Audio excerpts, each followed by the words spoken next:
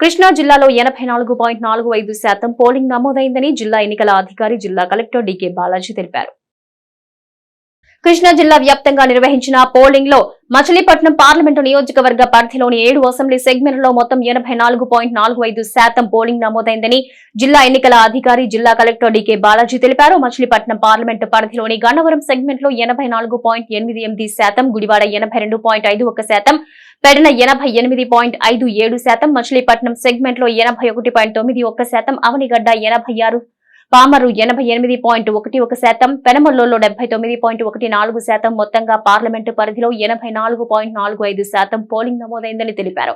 పోలైన ఓట్లకు సంబంధించి గన్నవరం అసెంబ్లీ మొత్తం 2,79,054 ఓట్లకు గాను 2,36,848 ఓట్లు పోలయ్యాయని, గుడివాడ సెగ్మెంట్ లో 2,04,271 ఓట్లకు గాను 1,68,537 ఓట్లు పోలయ్యాయని, పెడన సెగ్మెంట్ లో 1,67,564 ఓట్లకు గాను 1,48,413 ఓట్లు పోల్ కాగా, మచిలీపట్నం సెగ్మెంట్ లో 1,96,680 ఓట్లకు గాను 1,61,109 ఓట్లు పోల్ కాగా, అవనిగడ్డలో 2,12,331 ఓట్లకు గాను 1,82,600 ఓట్లు పోలయ్యాయని, పామరలో 1,84,632 ఓట్లకు గాను 1,62,683 ఓట్లు పోలయ్యాయని, పెనమలూరు సెగ్మెంట్ లో 2,94,928 ఓట్లకు గాను 2,33,413 ఓట్లు పోలయ్యాయని కలెక్టర్ తెలిపారు. జిల్లా వ్యాప్తంగా మొత్తం 15,39,460 ఓట్లకు గాను 12,93,603 ఓట్లు పోలై 84.45% పోలింగ్ నమోదైందని కలెక్టర్ తెలిపారు. 23వ డివిజన్ లో సెల్ టవర్ నిర్మాణాన్ని నిలిపివేయాలని ఆ ప్రాంత వాసులు డిమాండ్ చేస్తున్నారు. 23వ డివిజన్ లో సెల్ టవర్ నిర్మాణాన్ని ఆ ప్రాంత వాసులు తీవ్రంగా వ్యతిరేకిస్తూ ఉన్నారు. గత 10 రోజులుగా అర్ధరాత్రి సమయంలో దీన్ని నిర్మించడం ఏంటని వారు ప్రశ్నిస్తున్నారు. సెల్ టవర్ వల్ల వెలువడే రేడియేషన్ కారణంగా అనారోగ్యం పాలవుతామని వారు ఆందోళన వ్యక్తం చేస్తున్నారు. ఈ ప్రాంతంలో గర్భిణీలు, హృద్రోగ బాధితులు, చిన్నపిల్లలు ఉన్నారని, అనారోగ్య సమస్యలు తలెత్తితే వైద్యం చేయించుకునే ఆర్థిక స్థితి తమకు లేదని వారు ఆవేదన వ్యక్తం చేస్తున్నారు. వెంటనే సెల్ టవర్ నిర్మాణం నిలుపుదల చేయాలని వారు డిమాండ్ చేస్తున్నారు. మేము ఎస్టీ మహిళని, నేను ఇక్కడ టవర్ కడుతున్నారు, నైట్ పూట పనులు చేస్తున్నారు. ఇది ఎవరు పర్మిషన్ తీసుకుని కడుతున్నారో మాకైతే తెలియదు. మేము తెల్లారి లేచిన కాడి నుంచి కష్టపడుకుని బతకాలి. ఏంటి చంటి పిల్లలు ఉన్నారు, కడుపుతో ఉన్న వాళ్ళు ఉన్నారు, హార్ట్ పేషెంట్లు ఉన్నారు. ఏంటి తెల్లారి లేచిన కాడి నుంచి కష్టపడుకుని బతకాలి. మేము ఈ టవరు కడుతున్నారు, దీన్ని ఎమ్నీట్గా ఇది ఆపాలి. ఏంటి ఎవరు కట్టిస్తున్నారో, ఎవరు పర్మిషన్ తీసుకుని కడుతున్నారో మాకైతే తెలియదు. ఏంటి ఇది ఎవరు కట్టిస్తున్నారు, ఎవరు కట్టమారని మేము అడుగుతుంటే నైట్ 12 తర్వాత కడుతున్నారు. ఎందుకు కడుతున్నారంటే ఇది పోర్టుకి సంబంధించింది, పోర్టు గురించి కడుతున్నాం అని అడుగుతున్నారు. ఏంటి అది ఏంటో మీరు ఎమ్నీట్గా మీరు చర్య తీసుకోవాలి, లేదంటే ఎట్టి పరిస్థితుల్లో మేము ఊరుకునేదే లేదు. ఏంటి చెప్తున్నాం, అది తొందరగా మాత్రం ఇక్కడ ఇవన్నీ తీసేయాలి. సామాను ఇవన్నీ చేర్చారు. ఏంటి మేము ఎంత దూరమైనా వెళ్తాకి మేము సిద్ధమే. మేమైతే మాత్రం పోర్టు ఇక్కడ కట్టడానికి మాత్రం ఒప్పుకోము.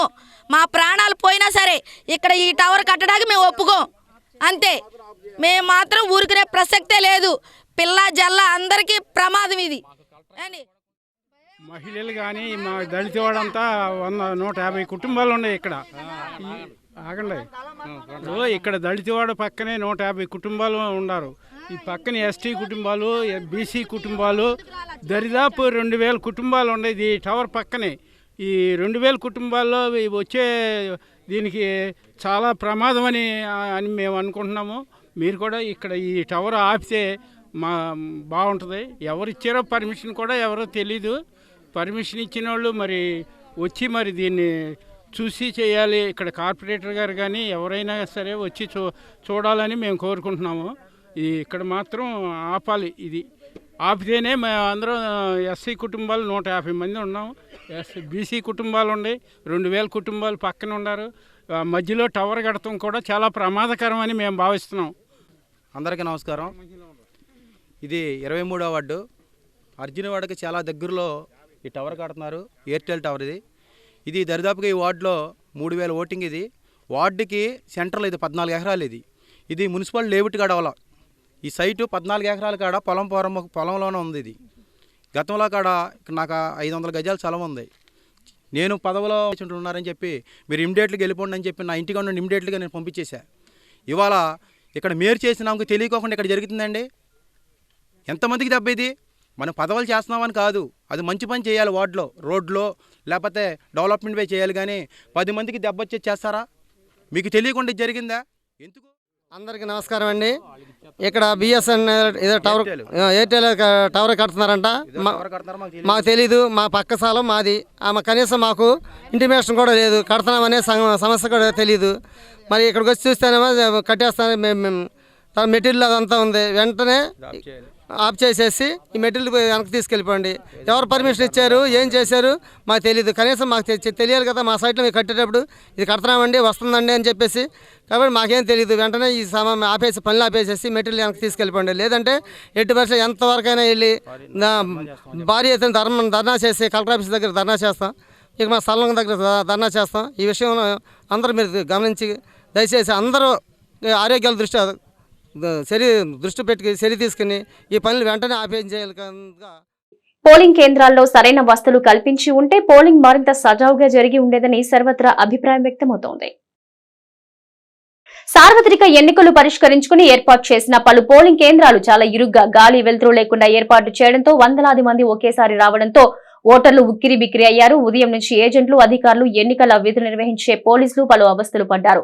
వెలుతురు లేకుండా ఇరుగ్గా ఉన్న పోలింగ్ కేంద్రాలు ఎలా ఏర్పాటు చేశారని ఓటర్లు అనేక ప్రాంతాల్లో ఆగ్రహం వ్యక్తం చేశారు.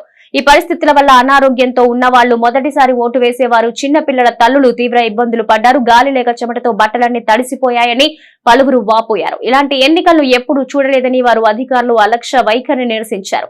అనేక ప్రాంతాల్లో ఓటర్లు క్యూ లైన్లు చక్కదిద్దేందుకు పోలీసులు లేకపోవడం సర్వత్రా విమర్శలకు గురైంది. ఓటర్లు క్యూ లైన్లు సక్రమంగా ఉంటే పోలింగ్ సజావుగా సరైన సమయానికి పూర్తయి ఉండేదని పోలింగ్ కేంద్రాల్లో సిబ్బంది వ్యాఖ్యానించారు. అధికారులు ఎన్నికలకు ముందే పోలింగ్ కేంద్రాల ఎంపిక చేస్తారు. ఆ సమయంలో గాలి వెలుతురు ఉండే కేంద్రాలను ఎంపిక చేసి ఉంటే పోలింగ్ సమయంలో ఇబ్బందులుండేవి కాదని పలువురు అభిప్రాయపడ్డారు.